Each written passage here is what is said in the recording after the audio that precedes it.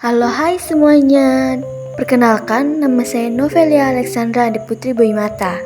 Dalam video kali ini saya akan membahas aspek menarik dan penting dalam kepemimpinan. Kita akan mempelajari berbagai konsep yang relevan, mendalam dan menginspirasi seputar kepemimpinan. Jangan lewatkan momen eduktif ini dan mari kita mulai.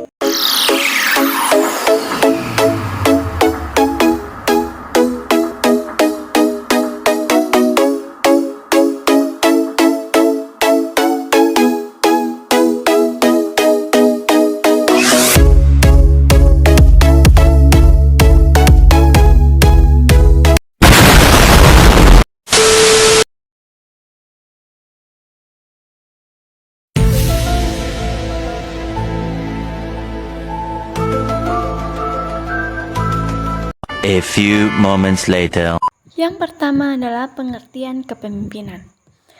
Kepemimpinan merupakan seni dan keterampilan orang dalam memanfaatkan kekuasaannya untuk mempengaruhi orang lain agar melaksanakan aktivitas tertentu yang diarahkan pada tujuan yang telah ditetapkan. Memimpin adalah mengerjakan unit demi tujuan tertentu, tapi dilaksanakan oleh orang yang dipimpin. Kepemimpinan merupakan sifat dari pemimpin dalam melaksanakan tugas dan kewajibannya. Jadi, kepemimpinan lebih bersifat fungsional yang akan dibedakan dengan tipe-tipe tertentu. Kepemimpinan juga merupakan pelaksanaan dari keterampilan mengelola orang lain sebagai bawahannya. Oleh karena itu, setiap pemimpin harus memiliki skill manajer yang sangat berpengaruh kepada kekuasaan yang dimilikinya. Kepemimpinan memiliki 4 unsur. Yang pertama adalah kumpulan orang. Terdapat kumpulan orang yang menjadi pengikut untuk mencapai tujuan organisasi tersebut. Para pengikut akan menerima pengarah dan perintah dari pemimpin.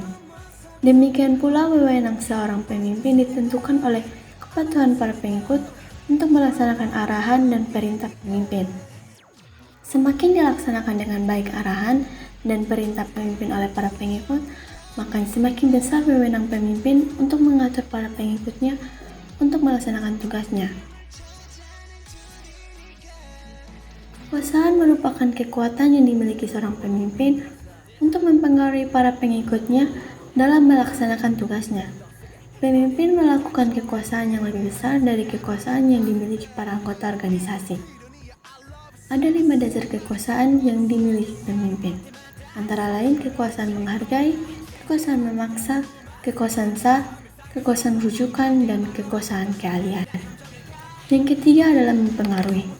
Unsur ketiga ini dari kepemimpinan adalah kemampuan pemimpin dalam menggunakan berbagai bentuk kekuasaan yang dimilikinya untuk mempengaruhi para anggota organisasi agar mau melaksanakan tugasnya.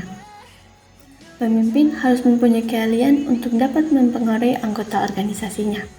Meskipun sebenarnya pada dasar unsur ini menekankan pada pengikut, inspirasi juga dibutuhkan dari pemimpin.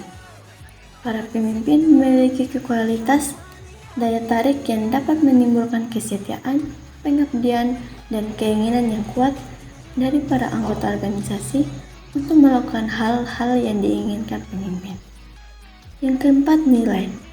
Nilai kepemimpinan merujuk pada prinsip-prinsip moral atau etika yang membentuk dasar perilaku seorang pemimpin.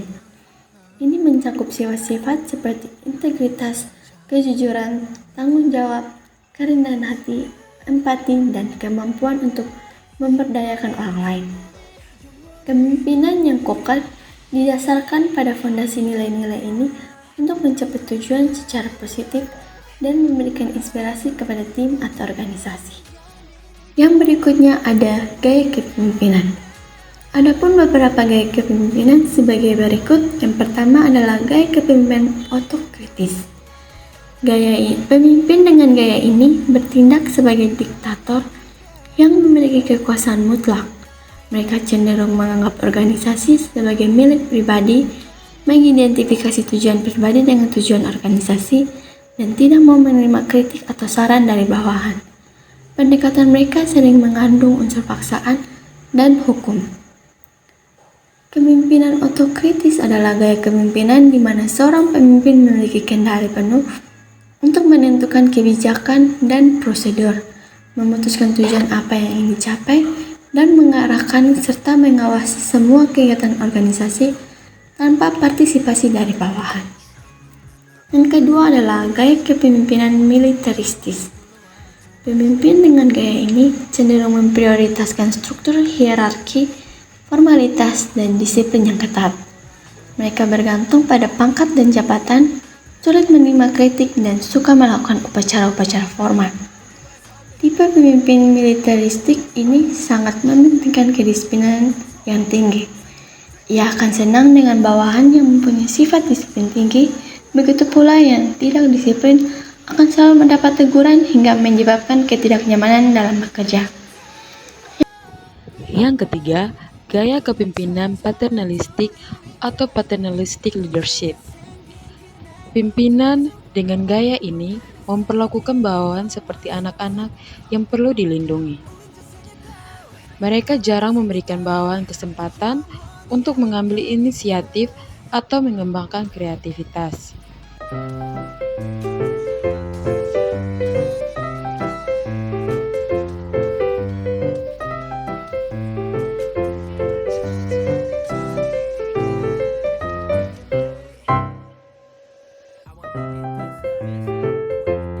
Prinsip-prinsip kepemimpinan. Kepemimpinan juga memiliki prinsip-prinsip, yaitu yang pertama adalah melayani.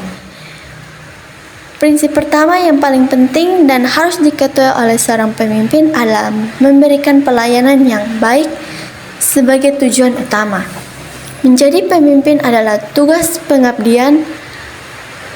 Prinsip yang melayani, seorang pemimpin akan lebih mengutamakan kepentingan orang-orang dipimpinnya dibandingkan lebih mendahulukan kepentingan pribadi atau kelompok.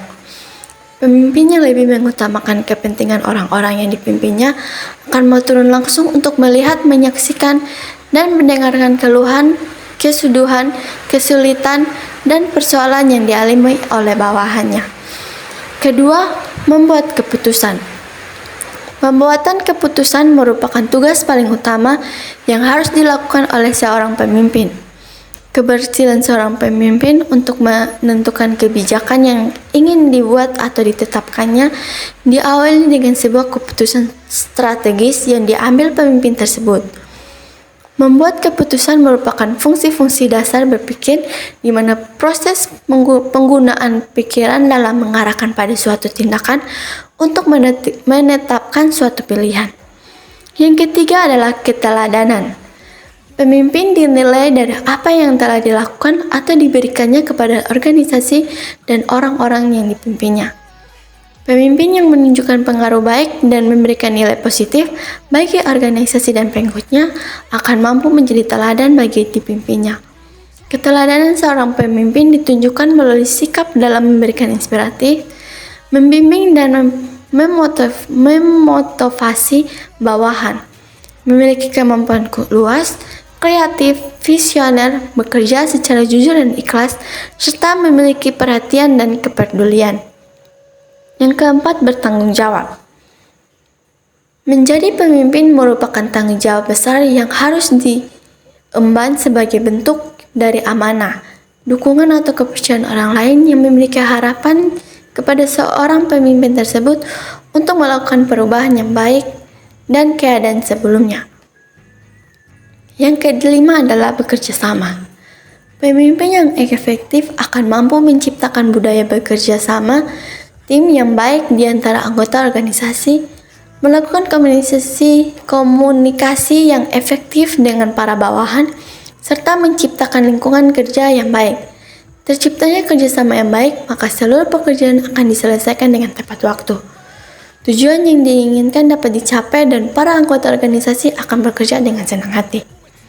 Yang terakhir adalah menciptakan perubahan. Pemimpin harus mampu membuat terobosan-terobosan baru sehingga suatu pembaruan fundamental baik di tubuh organisasi, produk atau jasa maupun bagi orang-orang yang dipimpinnya.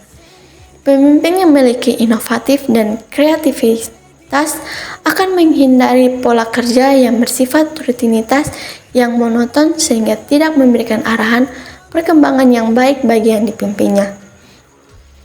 Kreativitas pemimpin juga akan berani menciptakan peluang-peluang dan menghadapi tantangan-tantangan besar dalam mencapai tujuan yang diinginkan. Berikut adalah beberapa hal penting tentang kepemimpinan. Maka, dalam materi di atas, saya mengambil kesimpulan bahwa kepemimpinan melibatkan keterampilan untuk memahami, menginspirasi, dan memadu anggota tim menuju pencapaian tujuan bersama. Ini tidak hanya mencakup aspek kepemimpinan berbasis otoritas, tapi juga membangun hubungan yang kuat dan mendukung dengan anggota tim. Kepemimpinan bukan sekedar tentang pengambilan keputusan, melainkan kemampuan untuk membuat keputusan yang tepat dengan mempertimbangkan berbagai faktor. Seorang pemimpin juga harus dapat beradaptasi dengan perubahan, memimpin dengan keteladanan, dan memotivasi timnya untuk berkinerja optimal. Selain itu, aspek sosial kepemimpinan sangat penting. Memahami dinamika interpersonal, mendengarkan dengan empati, dan berkomunikasi secara efektif adalah elemen kunci dalam membentuk hubungan yang sehat dengan anggota tim. Pemimpin yang efektif juga memiliki kemampuan untuk mengenali potensi dan kekuatan individu dalam timnya, serta memberdayakan mereka untuk mencapai hasil terbaik. Dalam keseluruhan, kepemimpinan merupakan kombinasi dari keterampilan teknis, konseptual, interpersonal, dan adaptabilitas. Kesimpulan utamanya adalah bahwa menjadi seorang pemimpin sukses melibatkan pengembangan berkelanjutan, kemampuan untuk belajar dan pengalaman, dan komitmen untuk memimpin dalam integritas serta visi yang jelas. Sekian video kali ini, terima kasih telah menyimak materi kepemimpinan kali ini. Semoga informasi yang disajikan bermanfaat. Sampai jumpa.